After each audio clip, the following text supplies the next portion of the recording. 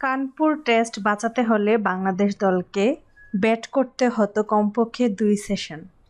ততক্ষণে যদি ১৫০ লিড হয়ে যায় তাহলে সেশনে রোমাঞ্চকর কিছুই হয়তো অপেক্ষা করত ক্রিকেট প্রেমীদের জন্য। কিন্তু তা হয়নি। প্রথম ইনিংসে ২৩৩ রান করা বাংলাদেশ দ্বিতীয় ইনিংসে ১৪৬ রানে অল আউট। ভারতের লক্ষ্য দাঁড়ায় ৯৫ রান। প্রথম ইনিংসে মাত্র ৩৪.৪ ওভারে ৯ উইকেট ২৮৫ রান তোলা ভারতের এ লক্ষ্য টপকাতে ঘাম ঝরাতে হয়নি। ১৭.২ ওভারে ৩ উইকেট হারিয়ে জয়ের বন্দরে পৌঁছে যায় ভারত।